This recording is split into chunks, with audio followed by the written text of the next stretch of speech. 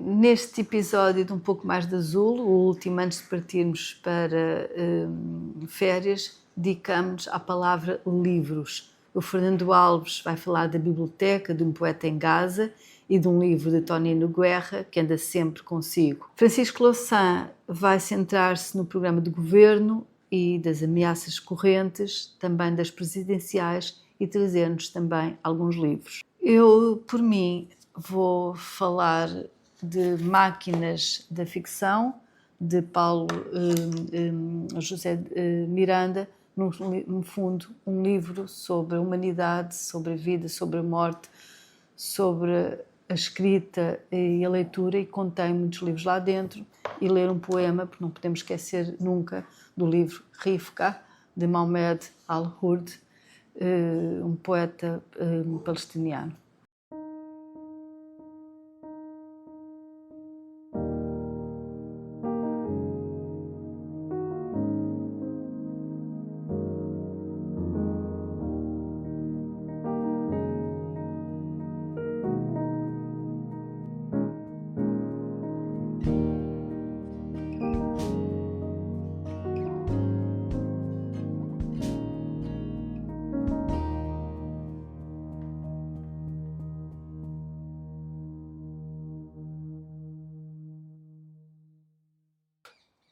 A escolha da palavra que serve de mote a esta edição do podcast Um Pouco Mais de Azul surge depois de Francisco Louçã ter partilhado connosco imagens e impressões da sua recente visita à Biblioteca de Alexandria.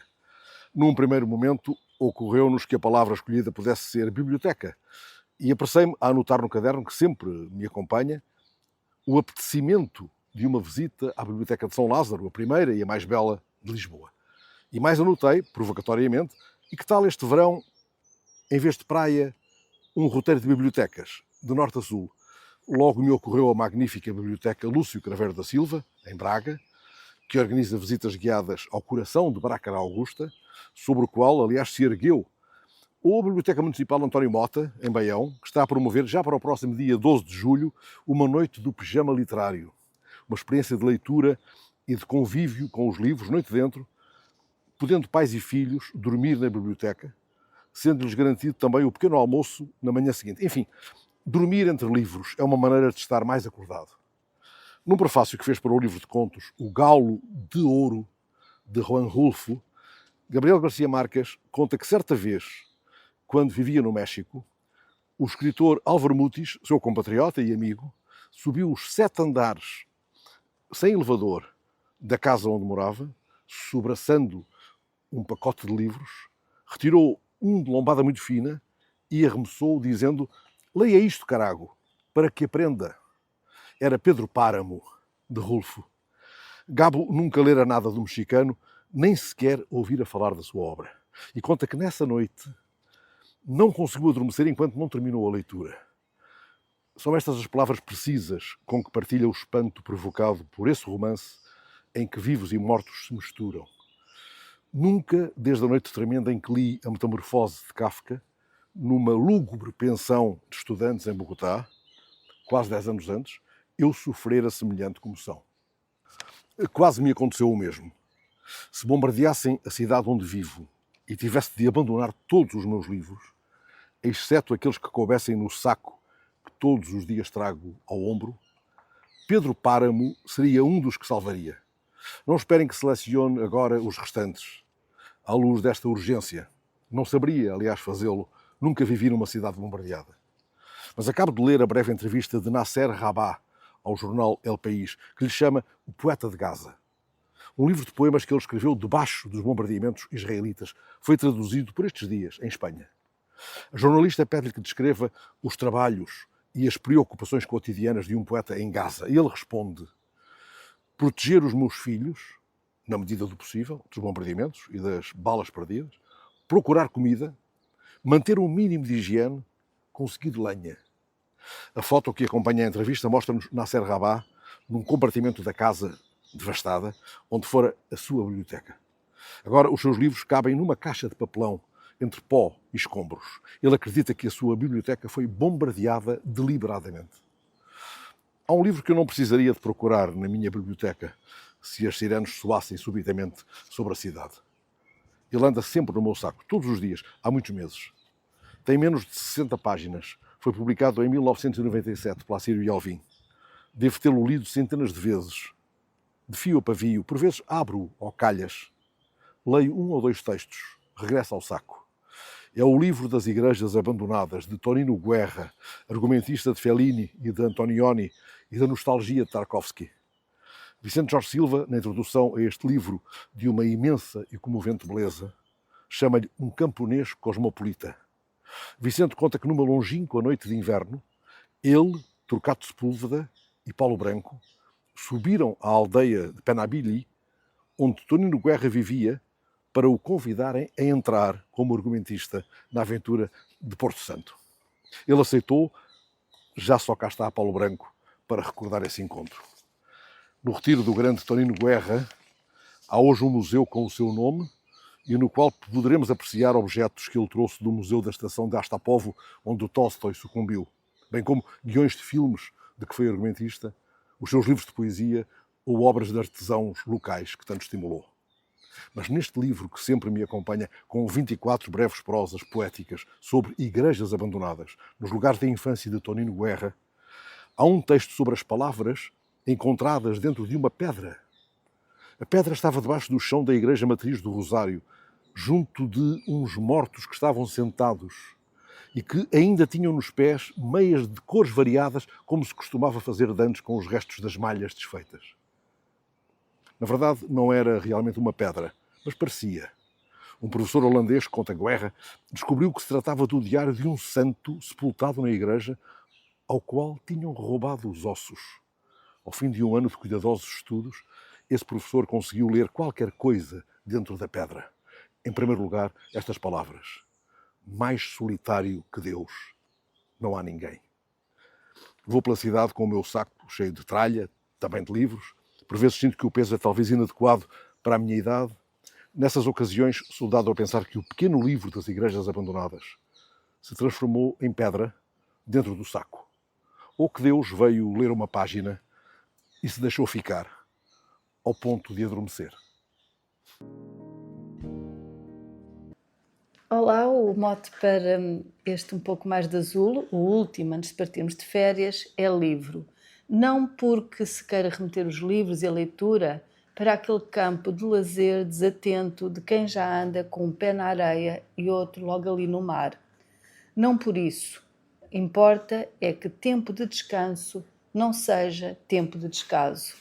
Proponho assim para estes dias um livro, Máquinas de Ficção, de Paulo José Miranda. É um livro que traz, no fundo, muitos livros dentro, constelação de remissões e relações que apontam ao eixo da realidade, ajudando também, à sua maneira, a lidar com esta desarrumação desarrazoada e louca que vai incendiando o mundo. Na muito recente apresentação na Feira do Livro de um livro de Miguel Castro Caldas, aliás significativamente chamado Se Não Espalmar Fica Solto, Miguel Castro Caldas, o escritor, dizia o seguinte: isto, se calhar, não anda nada tudo ligado. Provavelmente está mesmo tudo solto e é só a cabeça que liga as coisas. Na verdade também me parece, mas enquanto houver cabeça, se for conseguindo religar as absurdas pontas da realidade, menos mal vamos. E talvez consigamos encontrar uma linha de sentido para afinar o mundo por uma narrativa coerente que deixe lastro, crie memória, tenha sentido. Sendo um livro só, Máquinas da Ficção é, no entanto, uma biblioteca inteira. Uma estante janela com vista para o mundo, com todos os livros que o habitam, dentro e fora das nossas cabeças. Este texto de Paulo José Miranda, que eu diria experimentar um género novo, que podemos chamar ensaísmo literário, à falta de outro nome, este livro ensaia, portanto, recensões críticas a livros inexistentes de autores que não existem. Enfim, talvez nem o possamos descrever ontologicamente desta forma, porque a partir do momento em que Paulo José Miranda os inventa a estes livros, naturalmente eles passam a existir. Na verdade, muitas coisas só não existem porque não nos lembramos ainda de as inventar. E como diz Manuel de Barros, Tudo o que não invento, tudo o que não inventamos é falso. Máquina da ficção, sendo, portanto, um livro que é muitos livros, não será mais do que um modo económico de compor uma estante com um só volume. Para uma pradaria, basta um trevo e uma abelha, diz-nos Emily Dickinson. Para ler uma biblioteca inteira do ensaio à ficção, basta, por vezes, um livro. Este livro, por exemplo. Mais do que nunca hoje, importa insistir e martelar a palavra livro, a palavra leitura.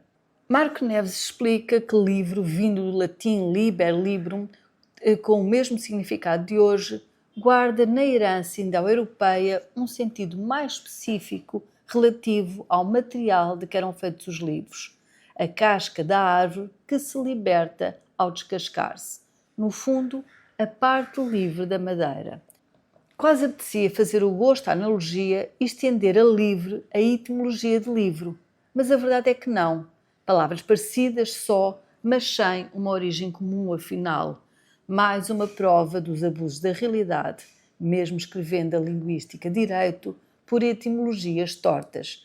Mas Marco Neves explica também que a palavra indo-europeia, leve, não sei se dirá assim, que esta palavra indo-europeia que deu origem ao livro pelo sentido de descascar, assumia em simultâneo, quem diria, o significado de amar, de onde, aliás, derivou a palavra inglesa love.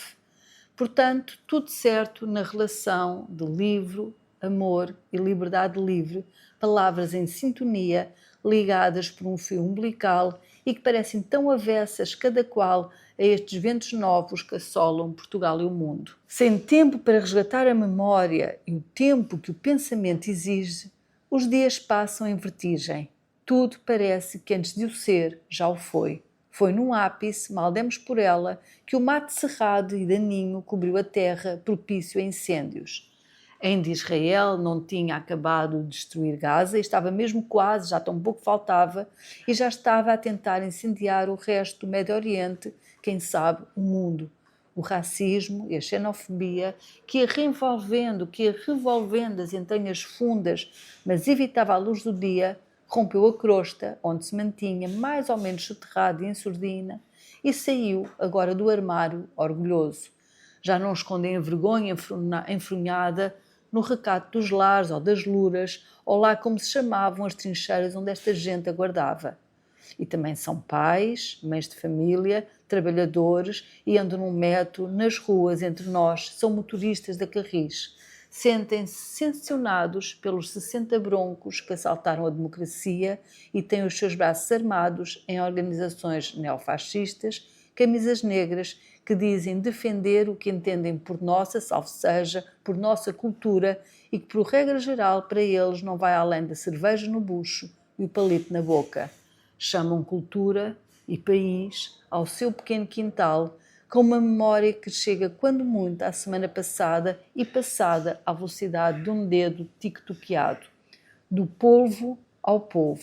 Aí está o orgulho facho, que nem é tanto político ou feito de escolhas, consequência só de uma vida de superfície para onde se resgatou, raptou o humano, sobretraindo o tempo de memória, o tempo de criar laços, de estabelecer redes, ligações. O resultado está aí. O polvo ataca lançamentos de livros, monta contra manifestações violentas durante as comemorações do 25 de Abril, agride atores, o Lula em cerimónias oficiais, toma-se de armas já. E o povo imita e aplaude aqui e ali, nos transportes, nos cafés, nas ruas, nos serviços. E sobre este real sentimento de insegurança e impunidade, o primeiro-ministro ainda não se pronunciou à hora de jantar. Mas voltemos a máquinas de ficção, que sem falar de tudo isto, também é disto que fala, pelo resgate da humanidade no humano, em tantas personagens destes livros que não há, havendo, a reflexão sobre a consciência, este limite entre o ser-se ou não se ser aquilo que se é. Máquinas de ficção corresponde à evidência daquilo que é a maior capacidade humana, aquilo que nos concede uma centelha de humanismo alheia a toda esta tecnocracia sobrevivente em que nos diluímos. Criar e conceder existência. Estamos perante um livro que se expande noutros livros que não existem, mas que passam a existir, assim como os seus autores. E isto porque Paulo José Miranda os cria, seguindo a mais pura tradição de Jorge Luís Borges. E no meio de leituras que se bifurcam, o leitor descobre-se a percorrer, se não uma estante inteira, pelo menos uma prateleira daquela outra biblioteca de Babel. Aqui se cruza filosofia, teoria crítica, literária e musical, numa inusitada e profunda reflexão sobre o humano, a vida, a morte, o pensamento. E sobre os livros e a escrita, que afinal são o sustento de tudo isto, também aqui se fala. Logo na introdução, é-nos dito ao que se vem. O livro não engana ninguém nesse aspecto. E leio.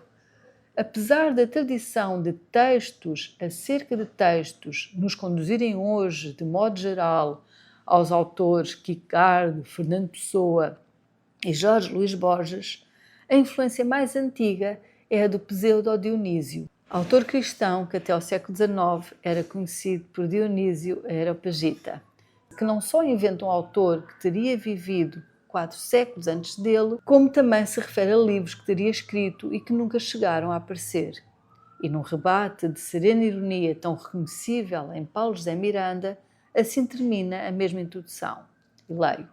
A pós-modernidade surgiu algures no Médio Oriente entre os séculos IV e VI por causa de Deus e do seu Filho Jesus Cristo, que para muitos também se trata de uma criação literária. A partir daqui, são recenseados quase meia centena de livros que não existem, com informação detalhada, citações, aliás, de belíssima prosa, referências bibliográficas e biográficas sobre os seus autores, que Paulo José Miranda faz cruzar também com autores verdadeiros, alguns até os seus autores, seus escritores de eleição, como Thomas Bernard, por exemplo. Um autor real, mas com um livro, claro está, inexistente, habita também esta máquina ficcional, é Hélder Macedo. Paulo José Miranda prossegue ao longo destes textos, criando um autor fictício também, que se dá a reconhecer por aquilo que lê e pelo modo como lê. Inventa um estilo literário musical em 2 dos textos, faz paráfrases e corrobora as suas posições críticas com passagens dos livros que há, mas que não há, de tal forma que o leitor fica extremamente contrariado por não poder aceder ao livro de ficção, ensaio, bibliografia, aliás, ele só não fala de poesia, destes livros recenseados por Paulo José Miranda. Mas o autor vai ainda mais longe, não fosse ele próprio um romancista, um filósofo, um poeta em simultâneo. Ele parte dos livros para considerações sobre a essência do ser, a sua identidade, mas também sobre o suicídio, os velhos temas, afinal, da vida e da morte. Até sobre a própria escrita, aqui se fala. Aliás, talvez este livro não seja mais do que isso, a expressão da leitura e a escrita, seu reverso, como metáfora do mundo e do modo parcelar como nos apropriamos dele e ligamos coisas soltas numa relação de sentidos. É isso, afinal, que nos dá, que nos concede a humanidade de acrescentarmos mais mundo ao mundo, sem nos conformarmos à mesquinhez plana e chã do existente. Numa das páginas mais incríveis do livro, toda uma reflexão de Milan Gay, escritor esloveno, a viver em Trieste. Aliás, é o que nos assegura o autor, o narrador, o ensaísta, como lhes quisermos chamar. Este texto é sobre a bondade. E diz-nos esse livro que não havia até Paulo José Miranda o inventar, diz-nos o seguinte, e passo a ler. O escritor esloveno a viver em Trieste, Milan G, tem um texto pouco conhecido chamado A Bela Invenção. Neste pequeno ensaio, o escritor identifica a bondade como uma grande invenção humana. O universo é um conjunto de relações de força. Milhões de anos mais tarde, o humano introduziu a bondade nessa relação de forças. G acrescenta que nada que se conheça na história do universo se compara a essa invenção humana. Nem o amor é uma invenção tão radical como a bondade. O amor, se visto como extensão do sentimento maternal, é uma metáfora pobre da bondade. Como invenção, nem Deus se lhe compara. E continua a citação. Milhões de anos depois da origem do universo, o humano inventa a bondade. Mas o que é a bondade? E para que serve? A bondade afina o universo. Como conjunto de relações de força em expansão, o universo tende a desafinar e a bondade é o instrumento que permite afiná-lo. Fazer o bem, ser gentil, tratar bem ou cuidar do outro, isto é, da relação de forças exteriores, é aquilo que permite afinar o universo. Devolver-lhe o que o humano chamou de justiça. Bondade e justiça estão interligadas. De facto, a bondade e a justiça são as mais belas das invenções humanas e que estamos em risco de desinventar. E ao falarmos de bondade ou da falta dela, antes de partirmos de férias, e porque me associo ainda sempre, sem o esquecer, ao gesto das livrarias independentes de lembrar em Gaza, doravante nas suas montras, deixo-vos também um poema do poeta Mohamed El-Houd, jornalista e ativista de 27 anos. Coisas que não posso dizer. Soldado dos Estados Unidos admite ter matado por divertimento afegãos desarmados. Jeremy Morlock, de 23 anos, disse ao Tribunal Militar dos Estados Unidos que fazia parte de um esquadrão da morte e que simulava situações de combate para assassinar civis afegãos. É uma epígrafe do The Guardian de 23 de março de 2011. E agora o poema. Digam às nossas crianças que a palavra soldado significa o que não devia, que os terroristas em nada se assemelham ao que Deus na televisão diz sobre eles. Digam-lhes que os monstros existem, desejando que os seus crânios, como recordações, os seus membros, como mosaicos, as suas verdades aviltadas uma vez mais. Digam-lhes que os nomes, rostos e memórias ao abandono são minas terrestres à volta das quais dançam em terrorismo, branco e fardado terrorismo, e que os pavimentos estão ladrilhados, como um jogo de tabuleiro ou uma espécie de suposta brincadeira mundana, e que os heróis nacionais lançam dados, lançam cadáveres, depois de pousarem com eles, campeões de regresso a casa. Digam-lhes que plateias crédulas e ignorantes os privarão de direitos, sem pensamentos nem oração. Que o universo se afine de novo, são estes os meus desejos para estas férias, ou pelo menos que a brutalidade, a maldade, a iniquidade tire também férias. Melhor seria que se reformasse para sempre. Obrigada. Um pouco mais de azul dedicado ao tema dos livros ou da liberdade, se assim quisermos, e também em despedida por uma curta interrupção do verão.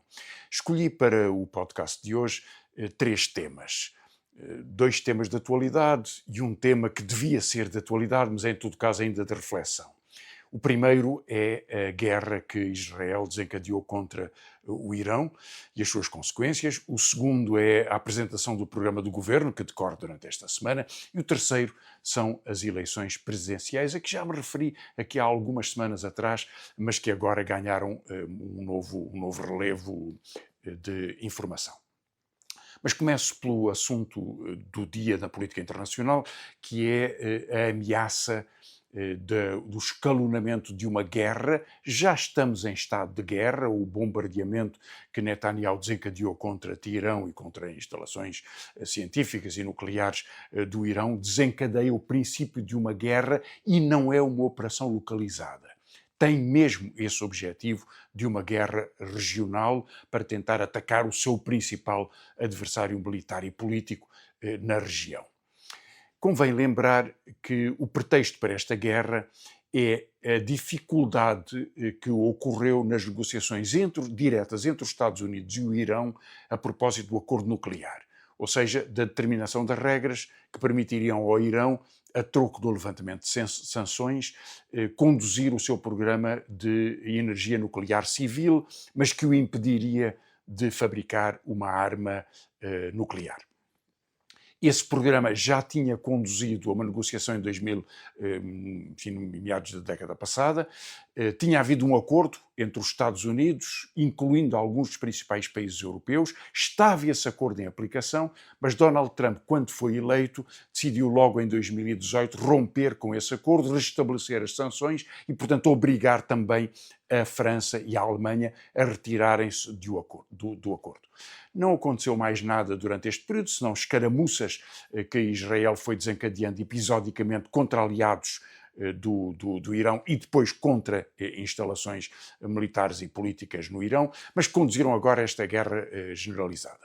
Ela ocorre depois de um massacre em Gaza ter desarticulado a estrutura política e militar do Hamas, depois de, no Líbano, o Israel ter conseguido uma vitória significativa contra o Hezbollah, depois também da mudança do regime na Síria, e restava o Irão como seu principal adversário. Ora, esta escalada de conflitos sucessivos corresponde a uma ambição que é fazer desaparecer do cenário político internacional o massacre e o genocídio em Gaza e, portanto, normalizar, aliás, a ocupação e o fim do Estatuto de Gaza e depois da Cisjordânia, mas também de se tornar Israel numa potência militar e política hegemónica na região sem adversários significativos, visto que os outros regimes árabes, a Jordânia, o Egito, a Arábia Saudita, são seus aliados ou são pelo menos cúmplices na sua operação militar. O grande problema é que uma potência regional desta escala implica não só a capacidade de atingir os seus adversários e de destruir a sua força militar, mas também de governar a região, ou seja, de ocupar território. E isso Israel não tem nenhuma condição para o fazer. É, aliás, muito visível que esta dificuldade se exprime numa escolha que surgiu, foi informada na imprensa internacional, mas não teve, porventura, o destaque que merecia, que é que para ocupar Gaza, Netanyahu está agora a financiar e a armar um grupo de narcotraficantes e de gangsters palestinianos que se dedicavam ao narcotráfico e que são, por isso mesmo, adversários do Hamas em Gaza. Só que são forças residuais. Não permitem uma ocupação permanente, não permitem um policiamento, não permitem a reestruturação política e social dessa região, muito menos o permitiriam operações deste tipo sobre o Irão. Precisamente a respeito deste tema, queria-vos falar de dois livros. Um já foi aqui tratado pela Rita Taborda Duarte e vale a pena voltar a ele para insistir, não para acrescentar muito ao que ela terá dito. É um magnífico livro de Alexandra Lucas Coelho, Gaza está em toda a parte. Ela é uma edição de Editorial Caminho, um conjunto de reportagens, reescrito, adaptado, atualizado por uma das melhores especialistas portuguesas no Médio Oriente, e em particular em Israel e na Palestina, e com mais de uma centena de fotografias da autora que nos dão um acompanhamento visual da história que nos está a contar. É bem escrito, é bem informado, é um livro magnífico, talvez a melhor obra publicada sobre o drama de Gaza em Portugal. O segundo livro é de um outro jornalista, Amílcar Correia, da Jugoslávia ao Kosovo, a mais breve história de um conflito. E porquê é que tem a ver com Gaza também?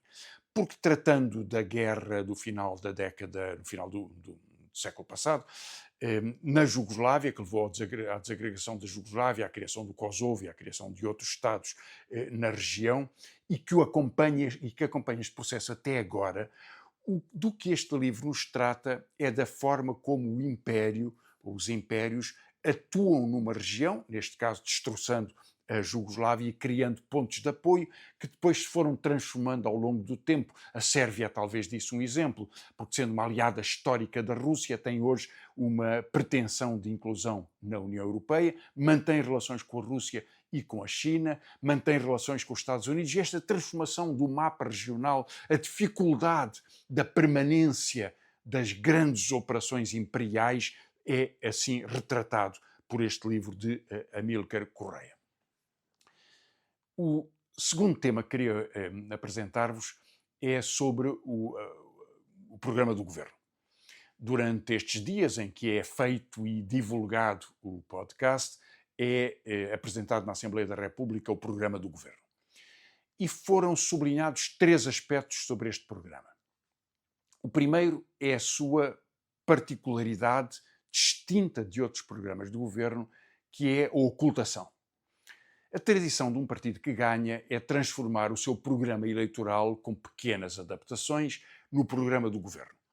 Há transparência nesse procedimento.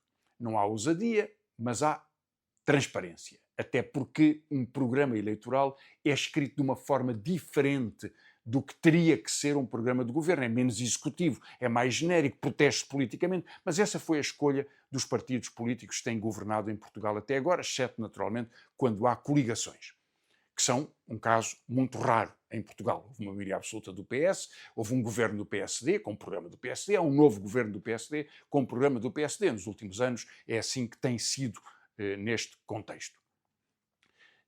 Mas o que ressalta deste programa do Governo é que ele inclui pontos que foram ocultados da campanha eleitoral precisamente por serem muito polémicos ou muito importantes. A revisão da lei da base da saúde, a revisão da lei da greve, a revisão da lei das eleições autárquicas. Neste contexto, percebe-se que o Governo evitou a polémica durante a campanha eleitoral e sente-se agora com a força e a margem suficiente, pela fraqueza do PS e pela cooperação com o Chega, para poder aplicar estas medidas que não quis que os eleitores e as eleitoras discutissem. Esse é o primeiro ponto deste programa do Governo. O segundo é um truque, a irrepetição. Não há nada de novo. No governo anterior, há um ano atrás, Montenegro tinha anunciado que incluía 60 propostas dos partidos de oposição, agora anuncia que são 80.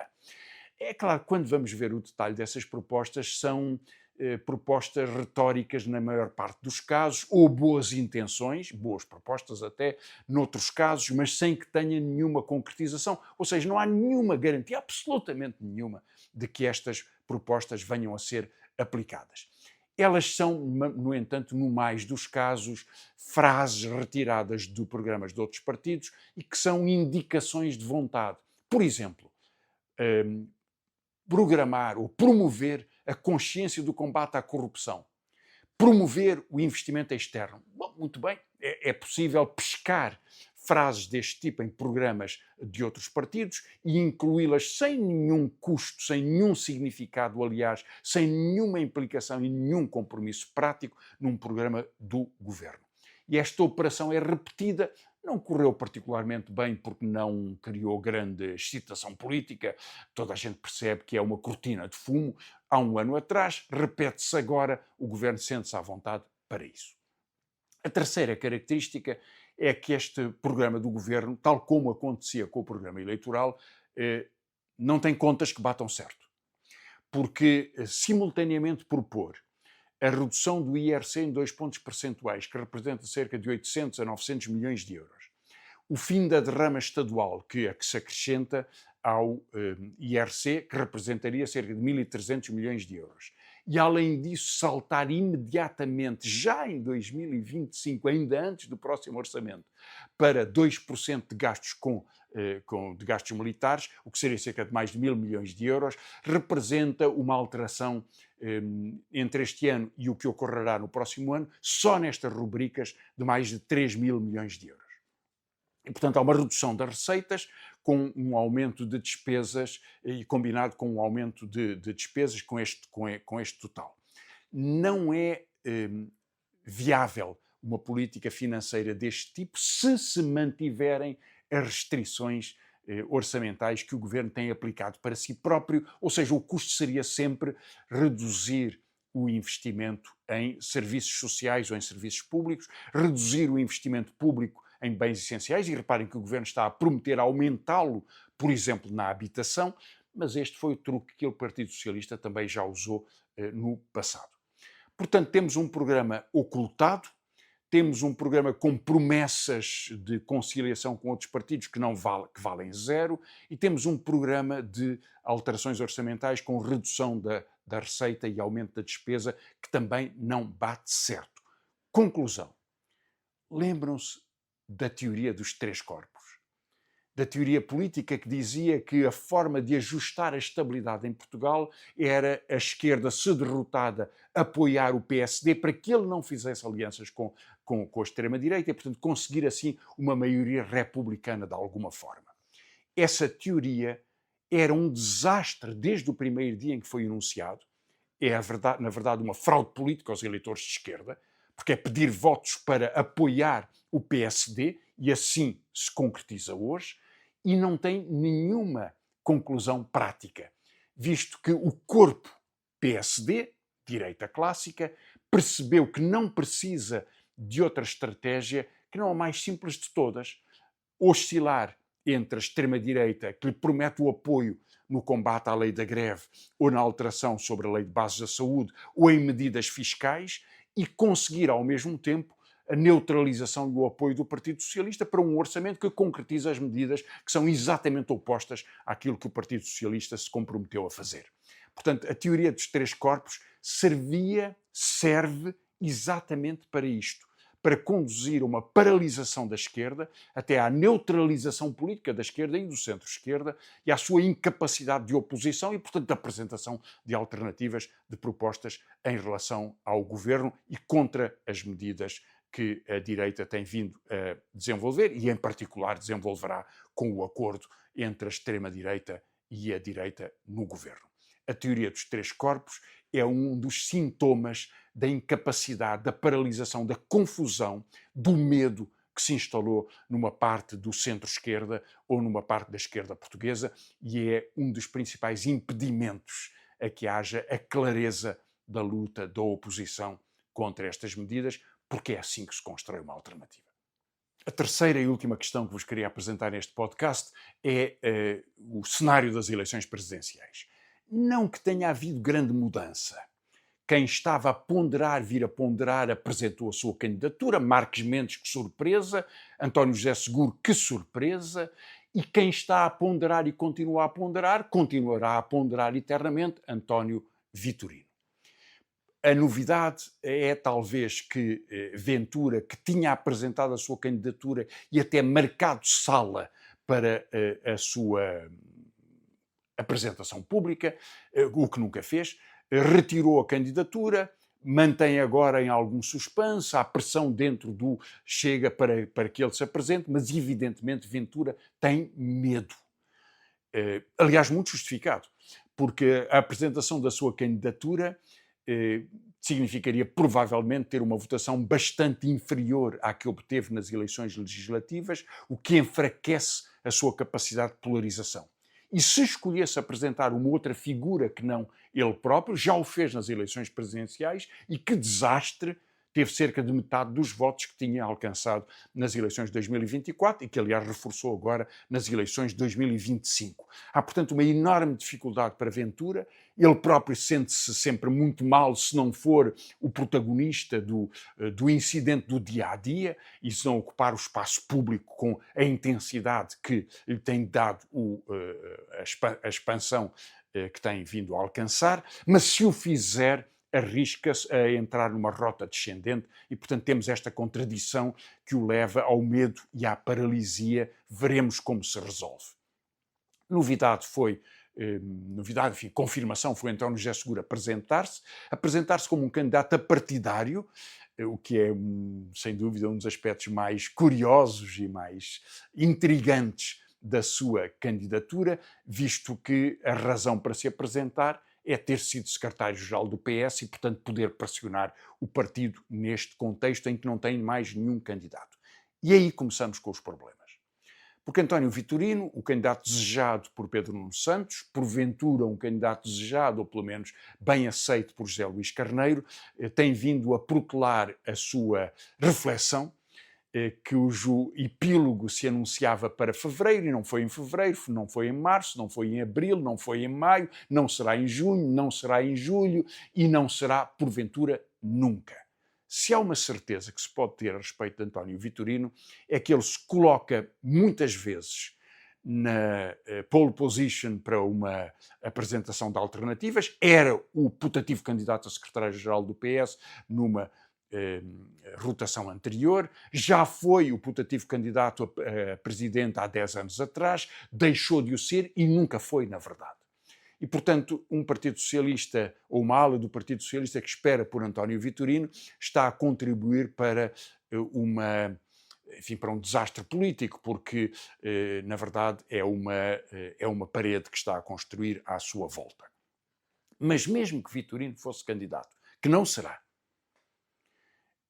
o que é que aconteceria ao Partido Socialista?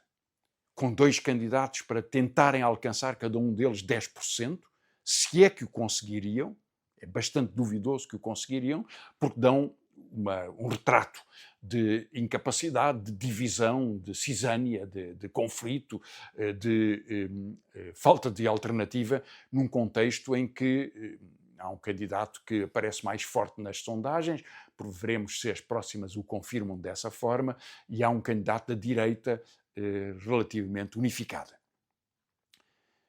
Talvez este cenário demonstre melhor do que tudo,